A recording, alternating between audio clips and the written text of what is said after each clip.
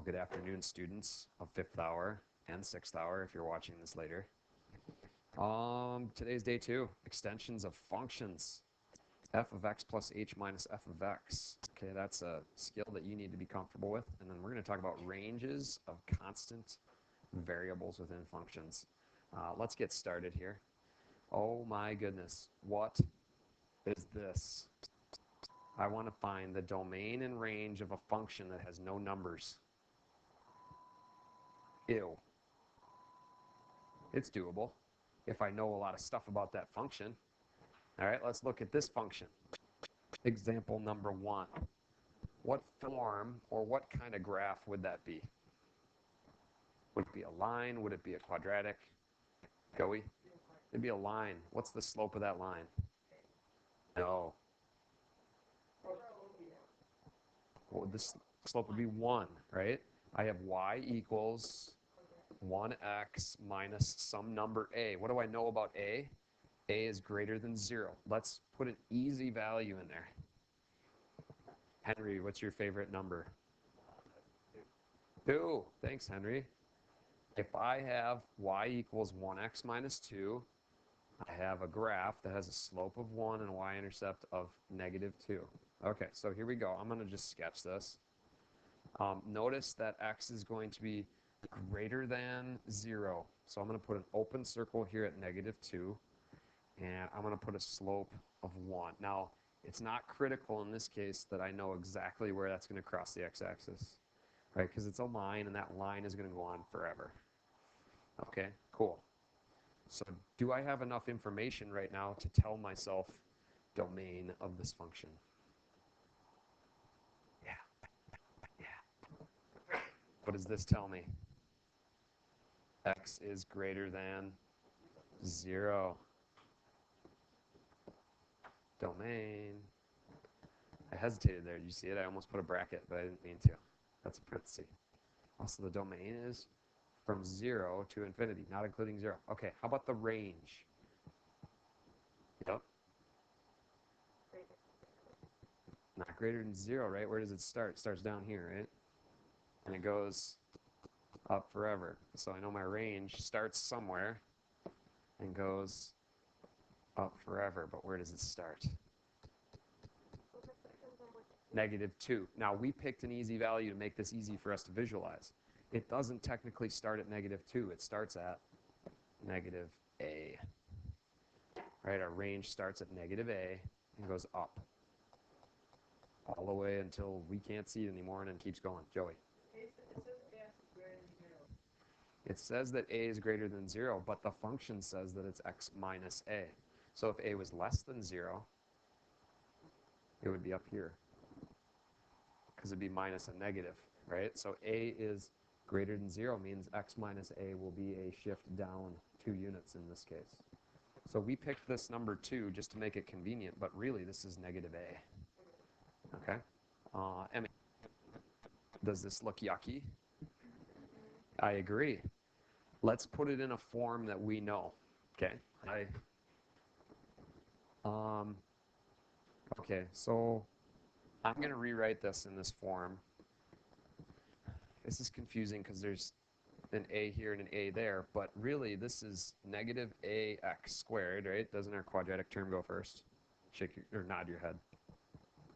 NMH, nodding my head. Yeah, thanks, Ben. Then we have plus a squared x. Okay, this is gross. X is greater than, I'm going to write this in a different form, greater than or equal to a over 2. And a is greater than 0. Okay. I need to know something very important. Do you guys remember what this point on a quadratic is called? What's that point called? It's called a parabola, but what's that red point called? If at maximum, it's a what? Vertex. Do you know how we find the vertex? Huh? You can do it in your brain. Okay, so you calculate the x value of the vertex, the very center of that graph, by taking this. This is going to be your x value, negative b over 2a. Do you remember that? Negative b over 2a. And then you can find the y value there by taking f of negative b over 2a. Now watch. Oh, ew. Okay, now watch. You ready? This is going to get filthy because all there are a's here. So a equals negative a and b equals a squared. What? Ew. Okay, let's do this. Let's calculate the vertex of our generic graph. Okay, so I'm going to take negative b over 2a. Well, negative b over 2a will be negative a squared, right? I said b is equal to a squared, and I divide it by 2a. Well, a is negative 2, so I get negative 2a. Let's simplify that before we come up with our y value. Negative over negative is a positive. Oh boy, a squared over a is a over 2. Oh, and look at how nice we were to you. You didn't even know it at first. X is going to be greater than a over 2. So we're just taking one side of this parabola. Okay, you with me? We're taking the maximum and then working one side of it. I'm guessing it'll be the right side, seeing that x is greater than a over 2.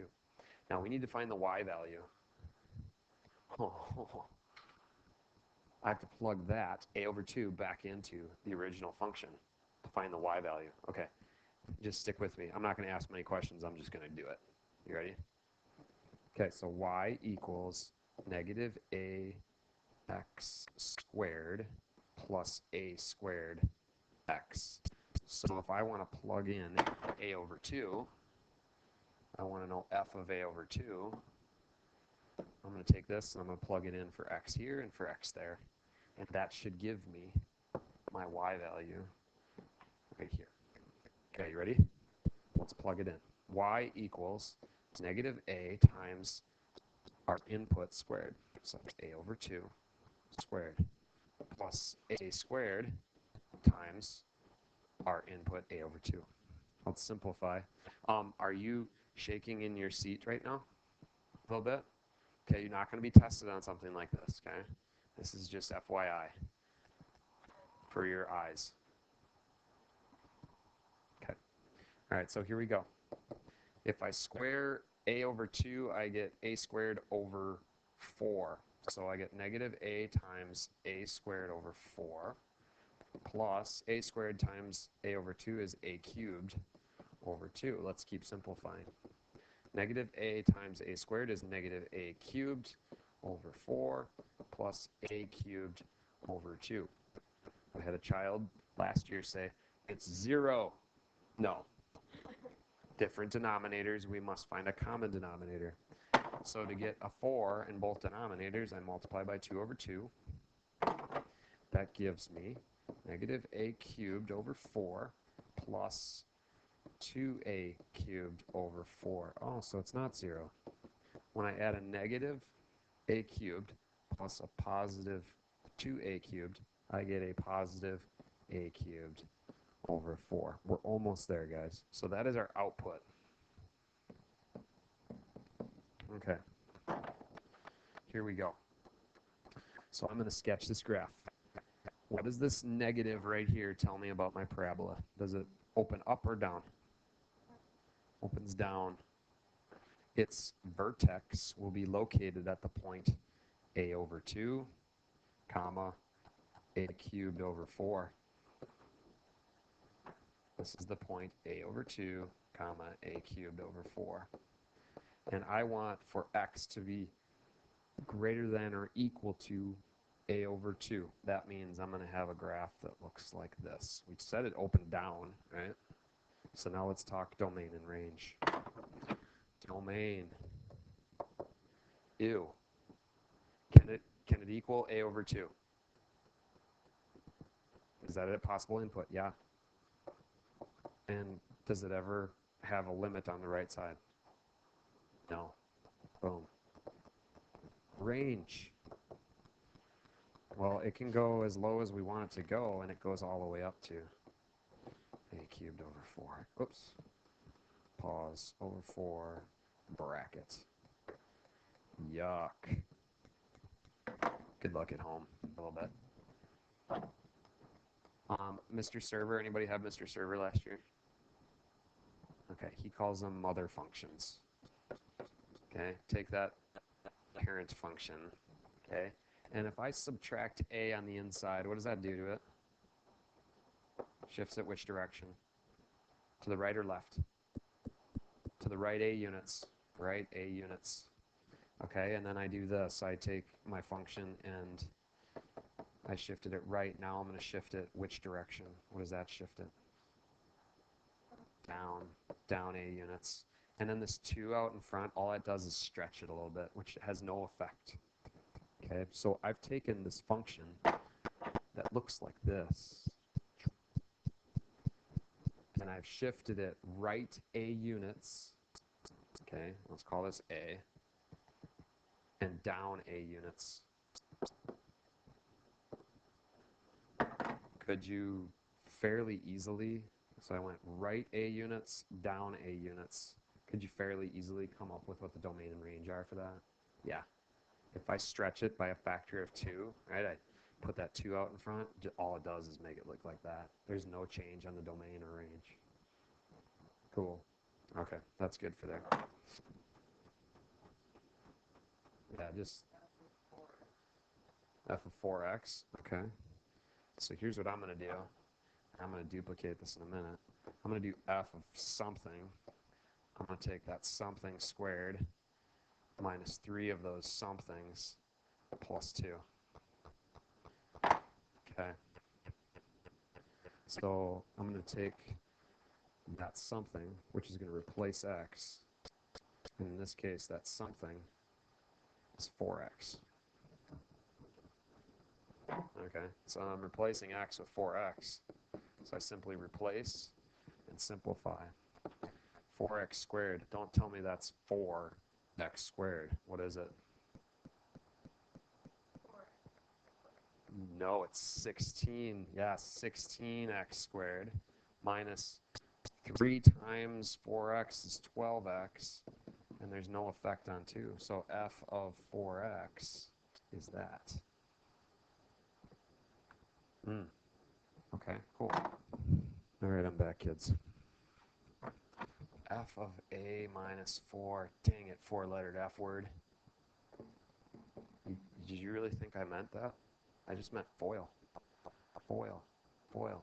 Okay, so a minus 4 squared, that's a squared minus 8a plus 16. That's that first term minus 3 times the quantity a minus 4. Well, that'll be minus 3a plus 12 plus 2. 2 is unaffected. Let's combine like terms. Do I have any other a squareds? Answer to that is no. Do I have any other a's? Yes, I do. That means I have negative 11 a's. And do I have any other constants? Yes, I do. That's 16 and 14. That's 30. Cool. So f of a minus 4 is that.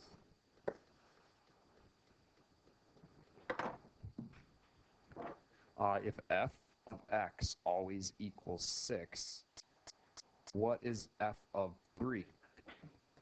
6. What is f of 4x? 6. What is f of a minus 4? 6. What is f of a minus 4? 2. Because this f of a is 6 minus 4. Oh, yeah, filthy. Curveball. It's okay. My goal is to break you down to build you back up. 33 seconds left.